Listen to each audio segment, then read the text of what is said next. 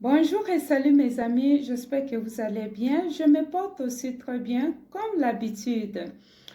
La fois dernière, je parlais de 5 moyens possibles et simples pour immigrer en Suède. Et j'aimerais développer chaque point que j'ai parlé dans cette vidéo. Le moyen le plus rapide pour immigrer en Suède, c'est en tant que visiteur.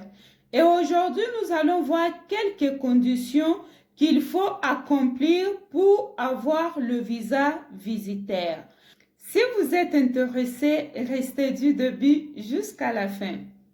Je m'appelle Excellente et je vis précisément en Suède. Sur ma chaîne, je parle de comment immigrer en Suède en tant qu'étudiant, travailleur ou soit visiteur. Sans plus tarder, nous allons voir les étapes à suivre pour avoir le visa visiteur. La première condition, il faut avoir le passeport en cours de validité. Et la deuxième condition, il faut avoir la raison pour laquelle tu viens visiter la Suède. Par exemple, tu viens participer à une cérémonie de mariage, tu viens visiter un membre proche, ou soit tu viens visiter le pays. Si tu viens visiter le pays, tu n'as pas besoin d'une lettre d'invitation. Mais si tu viens visiter un membre proche de ta famille, tu as besoin d'une lettre d'invitation que ton frère ou ta sœur va t'envoyer. Et c'est cette invitation que tu vas présenter à l'ambassade lors de ton interview.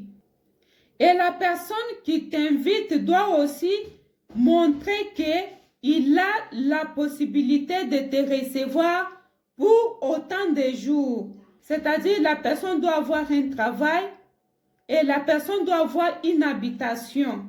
Il ne peut pas t'inviter si elle-même n'a pas ni travail ni habitation. Et aussi, il faut y avoir des raisons. La personne ne peut pas seulement écrire une invitation, non, je vais recevoir ma soeur, je vais recevoir mon frère. Ça ne se passe pas comme ça. Il faut y avoir une raison. Ce n'est pas comme chez nous en Afrique, on reçoit tout le monde comme on veut. Dans sa lettre d'invitation, la personne doit mentionner la raison pour laquelle toi tu dois la visiter. Soit c'est pour participer à une cérémonie de mariage, soit c'est pour l'aider parce qu'elle vient d'avoir un enfant, un bébé, soit elle est malade, tu dois l'aider, soit il doit vraiment donner de raisons. Si toi tu as beaucoup d'argent, elle aussi doit avoir les moyens. Pourquoi? Parce que l'argent que toi tu as, ça peut terminer. Elle ou il peut intervenir à te prendre en charge au moment où ton argent finit, ou soit on te vole l'argent, ou soit tu perds ta carte bancaire. La troisième condition, il faut avoir les fonds ou soit l'argent. Et ça dépend de combien de jours vous allez passer en Suède.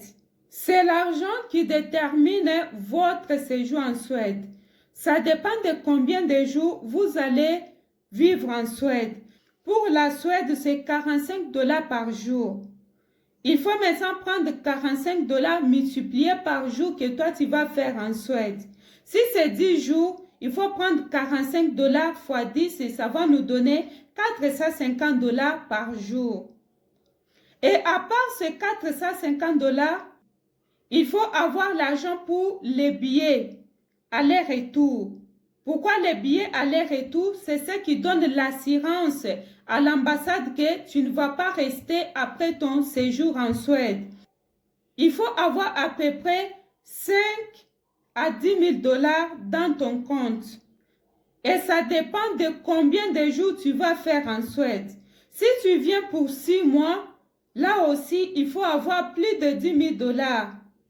Si tu viens pour 3 mois, avec 10 000 $ ça peut aller. Si tu viens pour un mois, avec un 5 000 $ ça peut aller. Ça dépend toujours de combien de jours toi tu vas faire en Suède. Et aussi, tu as l'activité que tu fais dans ton pays. Par exemple, tu travailles ou soit tu fais le business. Même si la personne qui t'envoie l'invitation a beaucoup d'argent dans son compte, il travaille, il a le moyen, tu dois avoir l'argent dans ton compte. C'est-à-dire, vous devez avoir le moyen. Et la personne qui t'invite et toi qu'on invite, vous devez avoir de moyens. La quatrième et dernière condition, il faut être en bonne santé. Il faut avoir l'examen médical pour qu'il puisse savoir que non, tu es en bonne santé. Tu ne peux pas aller visiter le pays d'autrui avec plein de maladies et venir contaminer les gens ici, non. Même si toi, tu n'es pas malade, mais il y a de maladies contagieuses dans votre pays, il faut montrer que tu es vacciné. Il faut avoir des cartes de vaccination. On peut te demander, en arrivant en Suède et puis tu trouves un travail, tu vas travailler ou pas? Et si tu dis que oui, je vais travailler parce qu'il y a carence de travailleurs, directement, tu n'auras pas le visa. Même si tu accomplis toutes conditions, parce que toi, tu as dit que tu vas rester travailler directement, on ne te donne pas le visa. Même si tu as 5 millions de dollars dans ton compte, on ne te donne pas le visa. Il faut être sage quand on vous pose des questions.